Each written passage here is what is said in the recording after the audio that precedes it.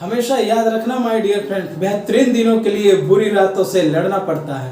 नमस्कार दोस्तों, मैं Milan Kushwaha, motivational speaker, teacher, content and आपका अपना dear friends. Welcome to all of you officers club. My dear friends, आज की सेशन में बिल्कुल धमाल होने वाला है। यस माय डियर फ्रेंड्स, यदि आप LDC 70% में अपियर होने जा रहे हैं, जो कि 20 फरवरी 2023 को आयोजित होने जा रही है, तो ये वीडियो बस आपके लिए। तो बस वीडियो में स्टार्ट टू एंड बने रहिए, बिकॉज आज के सेशन में राजभाषा हिंदी से रिलेटेड कुछ ऐसे क्वेश्चंस का कलेक्शन लाया हूँ जो कि आपके एग्जामिनेशन में मैक्सिमम मार्क्स सिक्योर करने में काफ़ी ज़्यादा हेल्पफुल ये वीडियो होने वाली है। तो डियर फ्रेंड्स, वीडियो में स्टार्ट टू एंड बने रहिए। और अभी तक इस चैनल को आप सब्सक्राइब नहीं किए तो just subscribe this channel, because इस चैनल पर आपको हर अपडेटेड से अपडेट किया जाता है। तो don't kill the time and let's begin.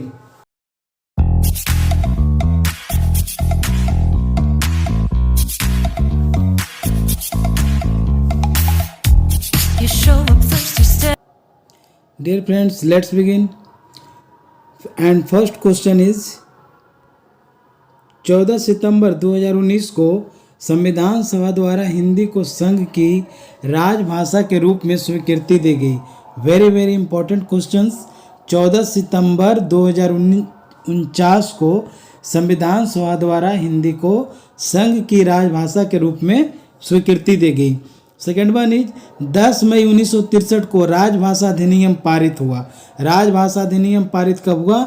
10 मई 1963 को। नेक्स्ट क्वेश्चन, राजभाषा अधिनियम वर्ष 1963 में पारित हुआ था और उसका संशोधन कब हुआ था? तो उसका संशोधन हुआ था आफ्टर 4 साल बाद 1967 में। ठीक है, वेरी इंपॉर्टेंट क्वेश्चन। राजभाषा अधिनियम 1963 में पारित हुआ और 1967 में उसका संशोधन किया गया। नेक्स्ट है कि 26 जनवरी 1965 को राजभाषा अधिनियम की धारा 3 का 3 लागू हुई। जितने सारे क्वेश्चन है यहाँ पर सारे के सारे इंपॉर्टेंट क्वेश्चन एग्जाम में श्योर आएगा ही आएगा। 26 जनवरी 1965 को राजभाषा अधिनियम की धारा 3(3) को कब लागू किया गया? तो 26 जनवरी 1965 को। चलिए अगले क्वेश्चन की ओर बढ़ते हैं। एंड नेक्स्ट क्वेश्चन इज, राजभाषा अधिनियम के अनुसार 26 जनवरी 1965 से सह राजभाषा अंग्रेजी है। यानी 26 जनवरी 1965 को जब धारा 3(3) लागू किया गया, उस समय से सह राजभाषा क्या है? अंग्रेजी है। इसको भी याद रखिएगा। एंड नेक्स्ट क्वेश्चन, 28 जून 1976 को राजभाषा नियम बनाया गया। क्वेश्चन पूछता है कि राजभाषा नियम कब बनाया गया? तो 28 जून 1976 को। ठीक है, अब देखिए एक और इम्पोर्टेंट क्वेश्चन कि हिंदी माध्यम से संपूर्ण शिक्षा देने वाली देश की पहली संस्था का नाम क्या है? तो गुरुकुल कांगनी, जो कि हरिद्वार में पड़ता है। क्वेश्चन फिर से, हिंदी माध्यम से संपूर्ण शिक्षा देने वाली देश की पहली संस्था का नाम क्या है? तो गुरुकुल कांगनी, जो कि हरिद्वार में पड़ता है। ठीक है, चलिए बढ़ते हैं अगले क्वेश्चन की ओर। भारत में सबसे पहले हिंदी में MA का पाठ्यक्रम कलकत्ता विश्वविद्यालय ने शुरू किया था। भारत में सबसे पहले हिंदी में MA कोई करना चाहता है तो उस पाठ्यक्रम को शुरुआत करने वाला जो विश्वविद्यालय था वो था कोलकाता विश्वविद्यालय। ठीक है, चलिए अगले क्वेश्चंस की ओर बढ़ते हैं। एंड नेक्स्ट क्वेश्चंस, इसमें जितने भी है इम्पॉर्टेंट क्वेश्चंस का कलेक्शन किया गया है, तो आप इसे काइंडली बिल्कुल रिमेंबर कर लीजिए, बाय हार्ट कर लीजिए। चलिए देखते हैं। राजभाषा कर्मियों को अनुवाद प्रशिक्षण हेतु केंद्रीय अनुवाद ब्यूरो कहाँ भेजा जाता है? तो नई दिल्ली भेजा जाता है ना। यानी राजभाषा कर्मियों को अनुवाद प्रशिक्षण हेतु केंद्रीय अनुवाद ब्यूरो, जो कि नई दिल्ली में, वहाँ पर भेजा जाता है। नेक्स्ट है कि केंद्रीय अनुवाद ब्यूरो की स्थापना कब हुई थी? तो 1973 में नई दिल्ली में हुई थी। मातृभाषा दिवस कब मनाया जाता है? वेरी इंपॉर्टेंट, हिंदी दिवस 14 सितंबर, मातृभाषा दिवस 21 फरवरी को मनाया जाता है। ठीक है, देखिए मैं एक बार फिर से रिपीट कर देना चाहता हूँ, इसमें जो भी क्वेश्चन का कलेक्शन किया गया है ना राजभाषा हिंदी से, वो regarding examination very very important है। तो आप इसको तो मिस एकदम मत कीजिए, बस वीडियो में स्टार्ट टू एंड बने रहिए। मातृभाषा दिवस 21 फरवरी को मनाया जाता है, जबकि हिंदी दिवस 14 सितंबर को मनाया जाता है। एक क्वेश्चन और पूछता है कि विश्व हिंदी दिवस कब मनाया जाता है, तो उसका जो आंसर हो जाता है वो है 10 जनवरी को विश्व हिंदी दिवस। ओके, चलिए बढ़ते हैं आगे। राजभाषा अधिनियम 1963 की धारा 9 के अनुसार धारा 6 और धारा 7 किस राज्य पर लागू नहीं होता है? Very important. धारा 1963 की धारा 9 के अनुसार धारा 6 और 7 किस राज्य पर लागू नहीं होती है? तो जम्मू एंड कश्मीर पर लागू नहीं होती है। ठीक है, चलिए नेक्स्ट क्वेश्चन। संसद द्वारा राजभाषा संकल्प कब पारित किया गया? 18 जनवरी 1968 को। संसद द्वारा राजभाषा संकल्प कब पारित किया गया? 18 जनवरी 1968 को। बढ़ते हैं अगले क्वेश्चन की ओर कि केंद्रीय हिंदी समिति का गठन 5 सितंबर 1968 को प्रधानमंत्री की अध्यक्षता में किया गया। यानी केंद्रीय हिंदी समिति का गठन कब किया गया? तो 5 सितंबर 1967 को किया गया। और किसकी अध्यक्षता में किया गया केंद्रीय हिंदी समिति का गठन? तो प्रधानमंत्री की अध्यक्षता में गठन किया गया। नेक्स्ट, क्लासिकल लैंग्वेज जिसको शास्त्रीय भाषा बोलते हैं के रूप में तमिल भाषा को दर्जा दिया गया है। यानी तमिल भाषा को क्लासिकल लैंग्वेज के रूप में भी, यानी क्लासिकल जो लैंग्वेज है हमारे इंडिया में, वो उसमें एक तमिल भाषा भी शामिल है, इसे भी याद रखिएगा। नेक्स्ट है कि राजभाषा हिंदी का प्रयोग बढ़ाने एवं इसके प्रचार प्रसार के लिए रेलवे बोर्ड द्वारा प्रकाशित त्रैमासिक पत्रिका का नाम क्या है? वेरी इंपॉर्टेंट, रेल राजभाषा है इसका नाम। याद रखिएगा कि राजभाषा हिंदी को प्रयोग बढ़ाने एवं इसके प्रचार प्रसार के लिए रेलवे बोर्ड द्वारा प्रकाशित त्रैमासिक पत्रिका का जो नाम है वो है रेल राजभाषा। Very very important. चलिए बढ़ते हैं अगले क्वेश्चंस की ओर। और जो अगला क्वेश्चन है वो है, एक बार फिर से इंपॉर्टेंट क्वेश्चन, कि राजभाषा हिंदी का प्रयोग बढ़ाने एवं इसके प्रचार प्रसार के लिए मध्य रेल द्वारा यानी सेंट्रल रेलवे द्वारा प्रकाशित त्रैमासिक पत्रिका का नाम क्या है? रेल सुरभि। वो तो रेलवे बोर्ड के द्वारा था रेल राजभाषा, और एक सेंट्रल रेलवे के द्वारा भी इसके प्रति एक इनिशिएटिव लिया गया कि राजभाषा हिंदी का प्रयोग बढ़ाया जाए। उसके प्रचार प्रसार के लिए जो मध्य रेल यानी सेंट्रल रेलवे के द्वारा त्रैमासिक पत्रिका निकाला गया है उसका नाम है रेल सुरभि। ये भी याद रखिएगा। नेक्स्ट, संविधान के अनुच्छेद 120 में संसद की भाषा के लिए प्रावधान है।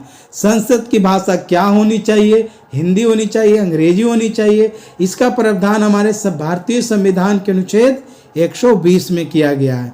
ओके, चलिए बढ़ते हैं अगले क्वेश्चन की ओर। प्रशासनिक हिंदी का ज्ञान कराने वाले पाठ्यक्रमों का नाम क्या है? बहुत ही इंपॉर्टेंट क्वेश्चन। प्रशासनिक हिंदी का ज्ञान कराने वाले पाठ्यक्रमों का नाम क्या है? तो पहला है प्रबोध, दूसरा प्रवीण, तीसरा प्राज्ञ। यानी प्रबोध, प्रवीण और प्राज्ञ ये प्रशासनिक हिंदी का ज्ञान कराने के लिए पाठ्यक्रम है जिसका नाम है प्रबोध, प्रवीण, प्राज्ञ। ओके, चलिए अगले क्वेश्चन की ओर। प्रबोध, प्रवीण एवं प्राज्ञ हिंदी शिक्षण योजना का प्रशिक्षण है। यानी किसी को प्रशासनिक हिंदी का ज्ञान देना हो तो उसमें 3 पाठ्यक्रम शामिल किए गए हैं, जो कि पहला है आपका प्रबोध, दूसरा है प्रवीण और तीसरा है प्राज्ञ। ठीक है, चलिए बढ़ते हैं अगले क्वेश्चन की ओर। प्रबोध परीक्षा केवल दक्षिण भारतीय के लिए है। ये भी याद रखिएगा कि जो प्रबोध परीक्षा है वो सिर्फ दक्षिण भारतीय के लिए है। और राजभाषा विभाग किसके अंतर्गत आता है? वेरी वेरी इंपॉर्टेंट, तो राजभाषा विभाग गृह मंत्रालय के अंतर्गत आता है। ठीक है, चलिए अगले क्वेश्चन की ओर बढ़ते हैं। HTS का पूरा अर्थ क्या है? HTS, H for Hindi, T for training and S for scheme. यानी HTS बोले तो हिंदी ट्रेनिंग स्कीम है ना, हिंदी ट्रेनिंग स्कीम। आगे देखते हैं। प्रबोध, प्रवीण एवं प्राज्ञ परीक्षा का शैक्षिक स्तर क्रमशः प्रबोध प्राथमिक पर है, 5वीं की हिंदी, और प्रवीण मिडिल स्कूल की हिंदी व प्राज्ञ हाई स्कूल की हिंदी के बराबर होता है। यानी ये 3 पाठ्यक्रम जिन्होंने अच्छी तरह से पढ़ लिया वो 5वीं तक का हिंदी, और प्रवीण जो कर लिए वो मिडिल स्कूल का हिंदी, और जो प्राज्ञ में हासिल कर लिए वो हाई स्कूल के हिंदी के बराबर उनको नॉलेज हो जाता है, उनको मान्यता मिल जाता है। नेक्स्ट क्वेश्चन है, राजभाषा का नियम तमिलनाडु राज्य को छोड़कर संपूर्ण भारत पर लागू है। ये भी याद रखिएगा कि राजभाषा नियम जो है वो तमिलनाडु राज्य को छोड़कर संपूर्ण भारत पर लागू है। ओके, चलिए बढ़ते हैं अगले क्वेश्चंस की ओर। आई थिंक आपको अच्छा लग रहा होगा, मजा आ रहा होगा, और आपके एग्जाम में मार्क्स सिक्योर करने के लिए वेरी इंपॉर्टेंट ये सेशन चल रहा है। प्रथम राजभाषा आयोग का गठन कब हुआ? तो 7 जून 1955 में हुआ, जिसके अध्यक्ष कौन थे? तो बीजी खर्रे, जिनका पूरा नाम श्रीमान गंगाधर खरे खेर था। बीजी खेर, यानी प्रथम राजभाषा आयोग का गठन 7 जून 1955 को हुआ, जिसका कि प्रथम अध्यक्ष थे बीजी खेर, जिनका पूरा नाम है बाण गंगाधर खेर। प्रथम राजभाषा संसदीय समिति का गठन 1957 में हुआ, जिसके सभापति कौन थे? तो पंडित गोविंद बल्लभ पंत थे। पंडित गोविंद बल्लभ पंत। नेक्स्ट, भारत में हिंदी का पहला समाचार पत्र जो कि उदंत मार्तंड है, कौन सा है? उदंत मार्तंड। ये भारत में हिंदी का पहला समाचार पत्र है उदंत मार्तंड, जिसका संपादन श्री जुगल किशोर शुक्ल ने 30/5/1826 को किया। यहाँ पर इंपॉर्टेंट क्वेश्चन क्या हो जाता है कि भारत में जो हिंदी का पहला समाचार पत्र है उसका क्या नाम था? तो उसका नाम था उदंत मार्तंड। ठीक है, चलिए आगे देखते हैं। राष्ट्रभाषा के समानांतर राजभाषा शब्द के प्रयोग का प्रस्ताव सबसे पहले किसने किया? तो सी राजगोपालाचारी ने किया। यानी राष्ट्रभाषा के समानांतर राजभाषा शब्द के प्रयोग का प्रस्ताव श्री राजगोपालाचारी ने किया। हिंदी संसदीय राजभाषा समिति में कितने सदस्य होते हैं? 30 सदस्य होते हैं, जिसमें लोकसभा से 20 सदस्य, राज्यसभा से 10 सदस्य।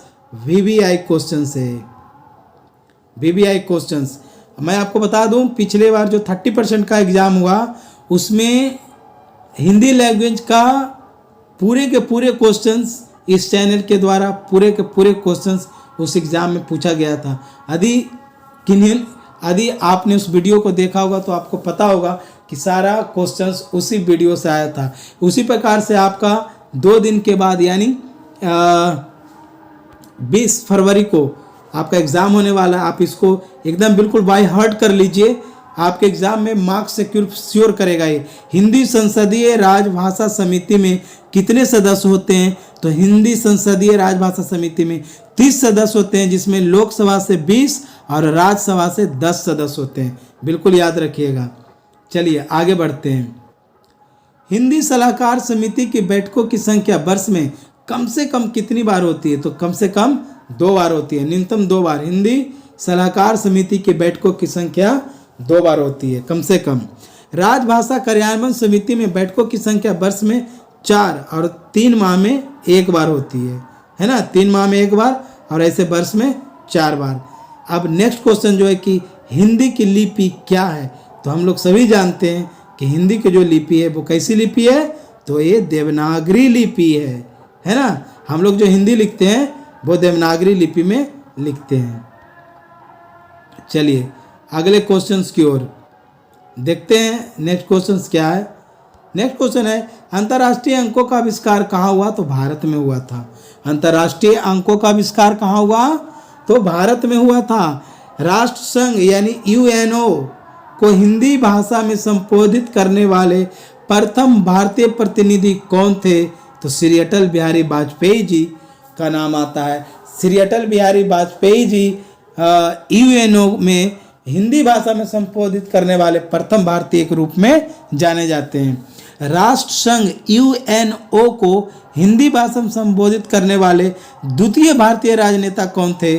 तो द्वितीय भारतीय राजनेता थे पीवी नरसिंह राव, जो कि उसमें विदेश मंत्री थे, है ना। विदेश मंत्री रहते हुए श्री पीवी नरसिंह राव यूएनओ में हिंदी भाषा में उस सभा को संबोधित किए थे। तो पहला कौन हो गया, अटल बिहारी वाजपेयी, और दूसरा पीवी नरसिंह राव। ठीक है, चलिए नेक्स्ट क्वेश्चंस। त्रिभाषा सूत्र का अभिप्राय प्रादेशिक भाषा हिंदी व अंग्रेजी से है। यदि आपके सामने ऐसा शब्द आता है कि त्रिभाषा सूत्र, तो त्रिभाषा सूत्र का अभिप्राय क्या है, इसका मीनिंग क्या है? तो त्रिभाषा सूत्र कहने का मतलब हुआ तीन भाषा। वो तीन भाषा कौन कौन है? एक तो प्रादेशिक भाषा, दूसरा हिंदी भाषा, और तीसरा अंग्रेजी भाषा से, है ना। यही है आपका त्रिभाषा सूत्र, हिंदी, अंग्रेजी और प्रादेशिक भाषा।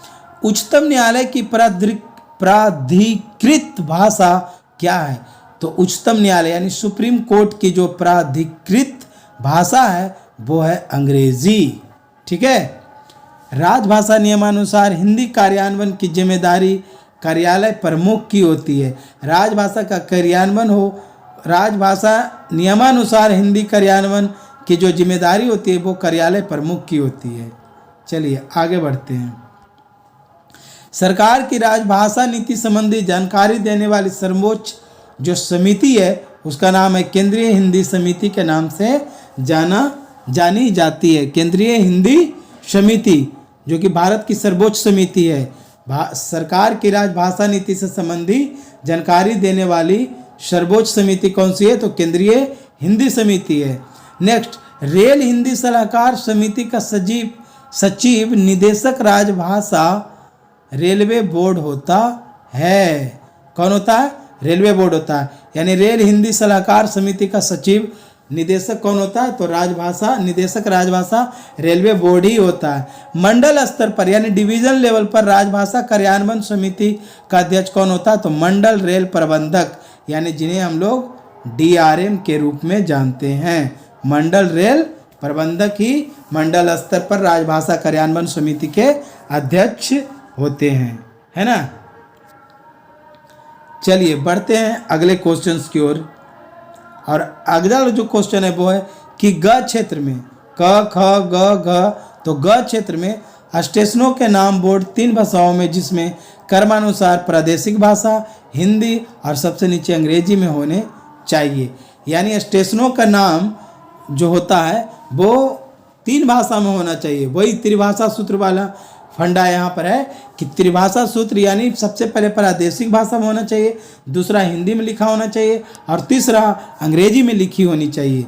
राजभाषा के रूप में हिंदी दिवस 14 सितंबर को मनाया जाता है। हिंदी दिवस कब मनाया जाता है? 14 सितंबर। 21 फरवरी को मातृभाषा दिवस मनाया जाता है और 10 जनवरी को विश्व हिंदी दिवस मनाया जाता है। ठीक है, चलिए बढ़ते हैं अगले क्वेश्चंस की ओर। नेक्स्ट जो आपका क्वेश्चन है वो है राजभाषा नीति के कार्यान्वयन हेतु वार्षिक कार्यक्रम गृह मंत्रालय द्वारा जारी किया जाता है। क्योंकि राजभाषा जो है वो गृह मंत्रालय के अंतर्गत आता है और राजभाषा नीति के कार्यान्वयन हेतु जो वार्षिक कार्यक्रम होता है वो गृह मंत्रालय से जारी होता है। स्टेशनों के नाम में सबसे ऊपर क्षेत्रीय भाषा का प्रयोग होता है जिसको प्रादेशिक भाषा भी बोलते हैं। यानी स्टेशन का जो नाम लिखा होता है उनमें सबसे ऊपर कौन सी भाषा होनी चाहिए? क्षेत्रीय भाषा यानी प्रादेशिक भाषा, देन हिंदी और उसके बाद अंग्रेजी में लिखी होनी चाहिए। राजभाषा नियमानुसार द्विभाषी रूप में प्रश्न पत्र देना अनिवार्य है। राजभाषा नियमानुसार कोई भी आप एग्ज़ाम दे रहे हैं, रेलवे का चूँकि है तो विभागीय जो भी एग्ज़ाम है या फिर तो वो जो क्वेश्चन यानी प्रश्न पत्र जो है वो द्विभाषी यानी बाइलिंगुअल होना चाहिए, द्विभाषी। केंद्रीय सरकार के कार्यालयों में रबड़ की मोहरें द्विभाषी यानी हिंदी और अंग्रेजी में होनी चाहिए। यानी केंद्रीय सरकार के कार्यालयों में जो रबड़ की मोहरें होती है उसे भी दो भाषा में होनी चाहिए। कौन कौन? तो पहला हिंदी में भी होना चाहिए वो और अंग्रेजी में भी होना चाहिए। तो माय डियर फ्रेंड्स, इस प्रकार से कुछ टॉप सेलेक्टिव क्वेश्चंस का यहाँ पर आपके सामने डिस्कशन किया गया। जो कि एग्जामिनेशन पॉइंट ऑफ व्यू से काफ़ी ज़्यादा इंपॉर्टेंस रखता है। तो माय डियर फ्रेंड्स, यदि आपको एक बार में क्लियर नहीं हुआ तो वीडियो को 1 से 2 बार देखिए, और एग्ज़ाम के पहले तो आप इसको बिल्कुल बाय हार्ट करके जाइए। आपका हिंदी लैंग्वेज यानी राजभाषा हिंदी का क्वेश्चंस आई थिंक नहीं छूटेगा। ठीक है, इस चैनल पर और भी राजभाषा हिंदी का वीडियो अपलोड किया गया है, उसका लिंक डिस्क्रिप्शन बॉक्स में दे दिया गया, आप वहाँ से भी कुछ और वीडियो देख सकते हैं और अपनी तैयारी की जो आपकी रणनीति है उसको गुड बेटर बेस्ट बना सकते हैं। तो डियर फ्रेंड्स, मिलते हैं नेक्स्ट वीडियो में। Till then bye bye, see you, love.